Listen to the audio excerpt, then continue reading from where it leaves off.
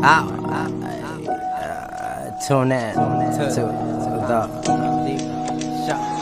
Diva Hustle Show. Hey, you guys, thanks for tuning in. Today we have our guest who is Amber. She's a travel blog, and your travel blog is called, I'm sorry, Amber Everywhere, right? .com. Thank you for joining us. How are you? I'm doing well. Thank you so much for having me on. I'm really excited to be here and to talk about living abroad and making friends and yeah, just everything.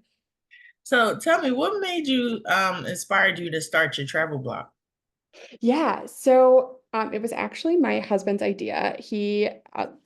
For the longest time, he would research all of our trips, and he was like, I think you would be really good at this. And I was like, okay, okay, okay. And then we moved to Ireland, and this was during the pandemic. And while we were there, he brought it up again. He was like, like now that we're living abroad, like maybe you could write it. And he was like, I already thought of the name. It's Amber Everywhere. And I sat with it and I was like, okay, you know what? I'll try it. I'll try it. I'll try it. If you like help me do the tech part. So it was really his impetus. And yeah, and once I got started, I really fell in love with it. Because I love writing about places and I love my favorite part of travel is when you have this moment of just like either like serendipity, like just I can't believe that this worked out and I'm in this place and I'm catching this thing happening. Or those moments where you just get to meet a stranger and they're just kind to you for no reason, or you meet someone who's just in their own little way, like finding a way to make the world just a little bit more beautiful or a little bit nicer. Mhm. And just I for me, like those little moments are just like the magic of travel. And I love writing about places where I felt that and kind of making it feel a little bit more accessible. Because I know it can be scary I've had friends who had never traveled abroad and I kind of talked them into it and went with them. I think that there's something that can be really intimidating about it, but also so rewarding. So that is kind of the drive that I have, and I just love writing about places that I've gotten to be and just yeah, kind of capturing what I love about it. And I know that, give me 1 minute.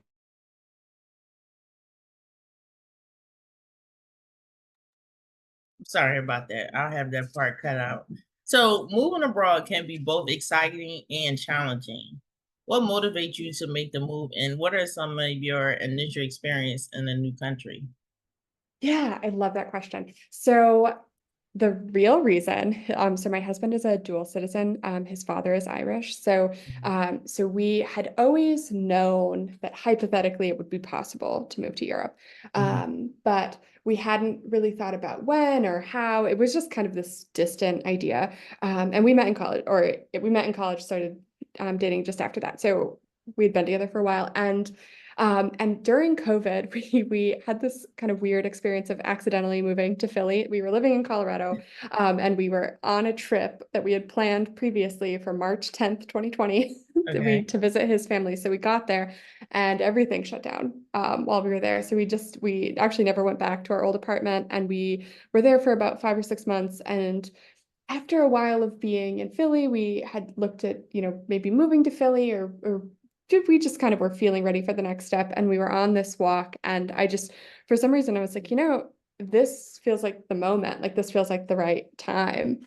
Mhm. Because our jobs are remote. The world shut down. Like we have this option. And that was kind of the impetus. So there wasn't a whole lot to it. And I know, yeah, sometimes it feels like there should be more to the story, but really that was just kind of it. It felt like an opportunity and we jumped on it. And moving abroad, it hit me in waves. So we originally moved to this farm in rural Ireland, about an hour south of Dublin. Okay. And I think I didn't have a lot of ideas about what it would be like to live there. I just kind of had ideas about what living on a farm would be like. I had never done that before, but we got there and I think, we definitely had like a honeymoon phase with it. And then I had a really hard time meeting people, both because it was the pandemic and because it was a really small town in Ireland. Like I think we were a 10-minute drive from a town that maybe had like 100 people. Like Wow. we were pretty rural. Okay. And so yeah, a couple of like very intense cultural moments. I think first, yeah, just be living through the pandemic in another country and just, being in a whole other way of thinking about the world and thinking about public health and just things that would never work in the US they were doing in this little like we had rules about how far we could walk and things like Wow. that just never happened, I don't think, in the US. And so that was really that was kind of its own world of challenges, was kind of navigating the pandemic stuff.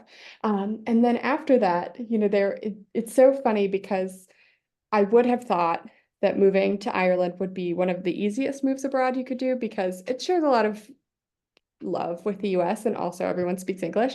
Right. So it seemed like it should be this kind of smooth transition, and there just are all of these little ways that things work differently than you think they will. And one example is I had left a job and I needed to mail my computer back to the US. Uh-huh. And so they had FedEx, because of the lockdowns and things. I couldn't take it into the FedEx store. I thought, no big deal, it's FedEx, they'll come pick it up. And so for the longest time they couldn't figure it out because our address didn't have a street number. There was no house number, no street number. It was just the name of the farm, the name of the larger area where the farm was, and Okay. then name of the county, which is kind of like the state. So yeah, it was just words. And there was one little zip code, and those were new. Everyone was Okay. always very careful to remind us that the zip codes were like maybe 3 or 4 years old, maybe older, I'm not sure, but pretty recent. And so I'm tracking to FedEx and they're like, I don't know where you are, man. Like that's like a pretty big area on the map. And I was like, well, I don't know where I am either. So I ended up I couldn't get them to do anything on the phone. I ended up having to reach out to them on then Twitter, and send us like the geolocator of where we were. And the person who showed up didn't speak any English, in an unmarked van wearing a t-shirt. And I was like, am I supposed to give this computer to this person who, like, they don't have like a code with my name on it? It's just a guy in a big van showed up. And I was like, that's so weird. And I asked my sister-in-law, it's like, is that okay? And she's like, oh yeah, the guy who comes to check our meter like doesn't have a window in the back of his car. It's like she's like, that's very normal. And I was like, wow, okay. Like, because it never occurred to me they wouldn't show up in a regular FedEx van. Right. Right. So anyway, I gave them the computer. It didn't actually even work out. Didn't go through, but it did go to FedEx. And I did Okay. get it back. But anyway, it was just all of these little things where like, oh, like, um, you just have to trust the people around you a little bit more. Like you don't get this, perfect code with this person in a uniform to hand you the thing. It's much more just Relax. relational. Yeah. Yeah, relaxed, relational. And so many times to solve a problem, you have to talk to people. Like you just have to call someone and be like, I'm having this problem. And that's the only way you could possibly solve it. Wow. And just because either they know the answer or they know who to tell or they know where to send you. And so that stuff just, it kind of broke my brain a little bit because it's just so different from what I grew up with in the US, where we have a lot of bureaucracy, even companies that you're interacting with. There's just you have to know how to do it, but there's just a way things work, and you might have to call customer service, but it's different than I need to call my neighbor because my neighbor used to work with the guy and the guy knows how to do the thing. It's just a different Right. world. Yeah. So I would say those are just a couple little things that came up, but yeah, it's a different experience. I could tell. So I know that you had mentioned in one of your podcasts that living abroad taught you valuable lessons about creating friendships. Can you share some of those lessons with us? Yeah. So I think I maybe mentioned this, but when I first moved to Ireland, I didn't have any friends. I was not connected to any. I did have my partner's family was there, but that was it. I didn't know anybody else. And I kind of had always, up until this point, just kind of assumed friendship for me had been something that just happened. I was in school, I met people, I was working, I met people. I never really pursued it with a kind of intentionality. And then I got to Ireland and I was in this, on this farm, and I ran into maybe a neighbor, like Okay. maybe if they were out on a walk. And so I was there for a year and I made a few acquaintances, but I didn't make any friends. And it was really lonely. And I didn't actually, I assumed there was something wrong with me. I was like, this is a really social place. Like, how am I having such a hard time? I know I'm foreign, but I don't understand why this is so hard for me. And we at that point moved to Cork, which is a city in the south. It's the second largest city in Ireland. And Mhm. when we got there, I thought, okay, I'm going to do this differently. I'm going to commit to this and I'm going to treat it like a serious goal that I'm pursuing. Yeah. Part of that came from a conversation with a friend, and she said that she had a lot of friends who were in couples and a lot of friends who were single, and she said her single friends integrated really quickly, and that her couple friends, would sometimes live places for 6 months or a year and not meet anyone. And I was like, I think Mhm. that is what's happening to me. So I kind of made this. I like to do things in a kind of a disciplined way. And so it's like, okay, every week, I'm going to go to a meetup. And then I'm going to get on Bumble BFF, which is, if you're not familiar, Bumble, the dating app, Yeah. has a friend side. So I got on the friend side of Bumble, and I was like, every day I'm going to answer all my messages, match with a few people, and and then once a week, I'm going to go to WhatsApp, or sorry, not a WhatsApp, a meetup. Okay. And so I started doing that, and it was slow at first. Like, I met a couple people I, never saw again. I went to a few events that were kind of a little dull. But after time, like when I kept at it, and I just kind of made this deal with myself that I wasn't going to give up. And so I just kept doing this week after week. And after a few months, I started to see some real traction, Okay. and I started to have some real friendships, and some of those people I talk to all the time still, even though I've since left Ireland. So what I kind of learned about the process of making friends is I think I had been a little bit too casual about it. Okay. And I think also I learned a bit about just kind of being all of the ways that you can set yourself up for friendship. And so some of those are first, like, that I think that kind of baggage I had about feeling like something was wrong with me, I think is Mhm. common. And I think you have to just forgive yourself and just be like, I'm going to make mistakes when I meet people. I'm going to say the wrong thing. I am going to be messy sometimes, even if I don't want to be, and like just let that be okay. Because Right. I think it's really easy to convince yourself that like you don't deserve something because you make like a little mistake. And maybe that's not universal, but I it's something that I know I've talked to other people about. Yeah. And then from that, just kind of create opportunities to be the kind of person that people want to come up and talk to. And this is one thing I learned, was just literally like opening my posture, like Okay. just, don't, not being on my phone, not like sitting with my arms crossed, just like literally like having an open posture and making eye contact. And it sounds little, like that alone probably won't do it, but it does. If you're going into a room, if you're going into a meetup, Right. just being open, being the kind of person, and this is kind of how I think about it, is like, if I'm in a room and I'm nervous and I don't know who to talk to, you're going to pick the person who looks the most open and just try to be that person. Okay. And then also, like, just in terms of like the physics of, or sorry, not the physics, but the mechanics of using apps like Bumble BFF or something like that, like just be willing to ditch people who don't want to meet up in person. Okay. And Okay. I'm sure that online dating is pretty similar, but like you'll get people who just want to talk to you online, and like if that's not what you're trying to do, just like you just have to like ditch them and keep moving, and just look for people who are looking for the same thing as you. And I think the more open you can be and the more you can seek that out, if you do that long enough, if you don't give up right away, I Okay. think that is the key. And it's worked for me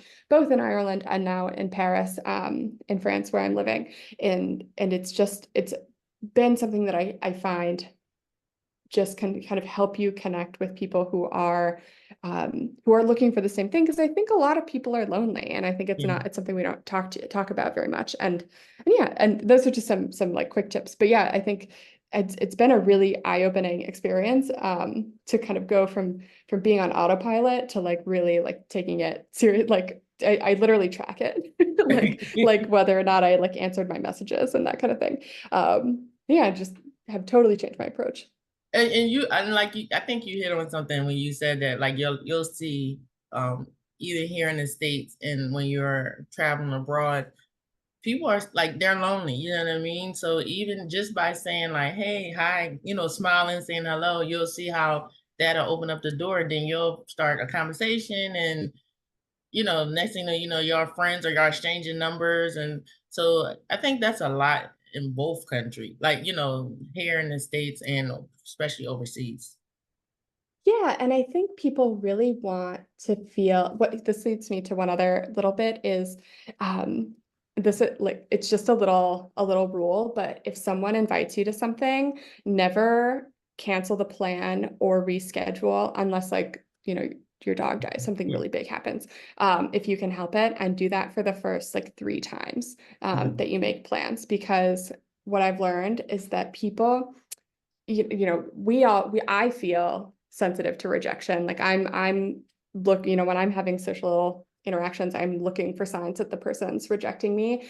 And if you're someone who cancels plans or moves plans or that sort of thing, like that to the host or to the person who invited you feels like a rejection, and Mhm. people won't continue to do that if they're getting rejected. And so I think, I think I had gotten really comfortable with that, mostly because I had been really good friends with a lot of people, and it really wasn't, if you know someone really well, it's not that big of a deal to move Right. something from Thursday to Saturday. But if Yeah. you're just meeting someone, that I kind of had to learn this by learning this the hard way, but like if you're just meeting someone, that can feel like a rejection to them, and they can take that as disinterest. And so just like a little rule that I've learned is be the person who will reliably show up, and Mhm. that is the key to getting invited to things.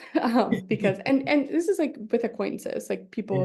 if people feel like, people want people at their party. If you're the kind of person who will be there and will be on time and will be, open and approachable and meeting people, it's Right. just it can be the kind of thing that can snowball. And then the other thing I was going to say is don't be afraid to just invite people to things, and Okay. also just like let it be okay if no one shows up, Right. and I would say my like caveat is maybe don't like reserve a table somewhere where you're going to have to like pay to like have it reserved or something. Like do Okay. something open-ended and bring a book, and like if nobody shows up, oh well. But like, just throw out like going to a coffee shop or going to a bar or something, and just don't like, yeah, maybe don't like financially invest in it, but like but just like be the kind of person who invites other people to things and don't wait to get invited. And that is something, and maybe that just says more about who I am as a person, but I would never have just, thrown out invites until I moved abroad. And then I just kind of realized like, yeah, people are looking for connection. And if you just create these moments, Okay. it can be easier to call people in. And it just, yeah, and it takes practice, and it takes not giving up, and give it like whatever strat. If you're listening to this and you think of like, oh, that's something I want to try, just promise yourself you'll give it like 3 or 4 chances, Okay. because it can be really easy and tempting to just be like, oh well, that failed. Mhm. And it Mhm. could be, sometimes people just like when you're marketing, like you have to run things by people multiple times. Like sometimes you have to kind of throw it out there a few times for it to catch. And yeah, just let that be okay. And that goes back to like, don't be hard on yourself, and like be okay with things feeling messy, Right. and I say that as someone who's going, and part of this maybe is having moved abroad and just being like, I literally didn't know anyone, like starting from scratch and just like kind of throwing out a net. But yeah, I think they're tactics that I have found have worked over time. And how do you maintain your friendships here back at home while living abroad? Yeah, it's hard and it takes a lot of work, and it takes a lot of grace. I have been super, super lucky that a lot of people have come to visit, and have been able to come and say hi, and been able to travel with them. Otherwise, I love the app. Have you ever used the app Marco Polo? Uh-uh. It's it's sort of like WhatsApp meets Snapchat. It's like a video messaging app. Okay. But it's great for having moved abroad because you can record like a long form video and Okay. just send it. I actually also use it for like I like it for like group chats because you can do like a group, if you were to do like a group Zoom, you can do that kind of thing, but it can be asynchronous. So you can have somebody do one and then they can do the other one when they wake up, and kind of helps with the weird time zones of living abroad. Right. So that's really great. And then I think just scheduling time. I had this mentor once who said, I know that you care about something when I can see it on your schedule. And Wow. so I have, I like to be really intentional about like setting, an hour-long Zoom with friends and that sort of thing. And so I think that helps, but it's hard. And I think it has been, I don't know that there's a perfect way to do it, but I think by prioritizing it and just making it part of your life, I think that's the best version of it that I've found. Right. And do you feel that your perspective on friendship has changed since you moved abroad? I love that question. I think so. Yeah. I I think I previously thought about my friend, and I love my friendships and put a lot of effort and care into them, but I think I really took them for granted. And I think that there was part of me that thought, this is just how it'll be forever. And like, I just need to be myself. And like, that's all that's going to happen. And moving abroad, I mean, partially because I changed my circumstances, but, it just taught me that anything that's important in my life, like I have to make space for, and I have to give it intentional care. Right. And if I don't do that, then they can die. Like you can neglect friendships to the point where they're unresuscitatable. I don't know if that's how you say that word. Yeah. Irreversible. And you have to be, if I think what I've learned is, kind of like if you care about something, put money behind it. It's like if you care about it, you have to put time behind it, and you have to put care and love into it. And it's been a lesson that I'm continuously learning. It's just, thinking about what do I value, and making sure that my schedule reflects that. Right, right. And lastly, what advice would you give to someone who is about or thinking about moving to a new country and their whole concern is like, how do I make new friends? I'm scared. I don't want to take that jump because I don't want to be alone. Yeah. Oh, I would say the number one thing is, and I wish I had done this right away, but just link up with people who are from the place that you're from. Mhm. So if you're American and you're moving abroad, go. There's always a Facebook group. I don't know why expats are always on Facebook, or people moving abroad are always on Facebook. But yeah, go and link up with that community, and they don't have to be your best friends, but there is something so nice. I don't know a better way to put it, but there's something so comforting about talking to somebody who has the same cultural lens as you in the new place. And I think that lens is so important because there will be things that you'll see, just to go back to my earlier thing with you need the guy in the van rolling up, if you're from Italy, you're Mhm. probably not going to think that that's that weird, but if you're from the US, you would, you have this Yeah. image of the FedEx logo and, the FedEx commercial and Mhm. and just having in your life somebody who gets it will be really comforting. And then the other thing I would say is just know before you go into it, that moving abroad requires a lot of vulnerability, and Mhm. you're going to do it wrong, and you're going to make mistakes, and it's going to be hard in ways that are very surprising. Um, and the more that you can just think to yourself like, man, like this is just a hard thing that I'm doing, and just surround yourself with people who have done it. I think that is just I think I wish I had had that advice when I moved abroad, because I think it is really hard, or really easy rather, if you don't have that kind of energy or that kind of space. It can be really easy to just start to internalize it and just think there's something wrong with you. But actually, you know, even if you talk to people, immigrants who have moved to the US or expats who have moved to the US, you know, I think there's a kind of universal human experience there. And yeah, if you're patient with yourself, it can just be easier to kind of start to make those connections and not feel so lonely. Yeah. And I think you hit on something, two things that was important.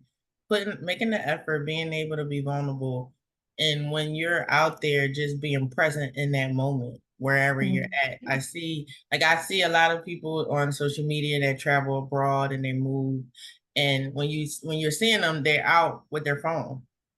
So it's like, well, how are you enjoying the moment? How are you connecting to other people if you're just on your phone? Yeah. And uh, it's so relatable because it's kind of like putting up a wall when Right. you're on your phone because it's all your attention. You know, you don't have to deal with the fact that you feel uncomfortable because you have a phone to look at or you have headphones in. And not that I don't like sometimes put in headphones to just kind of escape it all, but you know, if you can put your phone in your pocket or maybe somewhere safer, depending on Right. where you go, and just be present, you'll remember. It's I mean, I'm sure you know, maybe people know this, but like you'll remember more of your trip if you're present. That's connected to memory. You'll more readily be able to feel what it felt like to be there if you don't have your phone. And just your phone, it can make it feel more comfortable in the moment, but it just robs you of so much of the experience. And I say that as somebody who sometimes makes a mistake and just has my phone out, you know. But yeah, I love that you said that because I completely agree. Well, thank you for coming past and telling your story. Where's the next move? Do you know? How long you gonna be in Paris? I think it'll be here for the foreseeable future. I love Paris. It's my favorite city in the world. So I am super grateful to get to be here. So I think I'll be here for a while. And if anyone wants to read about it, my website is ambereverywhere.com, and I write about Paris. I write about Ireland and Europe and traveling, and it's just one of my favorite things to do. And have you been to Paris with Disney World, Disneyland out there? I've been to the train station. I've never gone in. I need to go. I really need to Okay. go.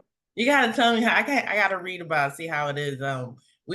My cousin, she went there over the summer with her daughter.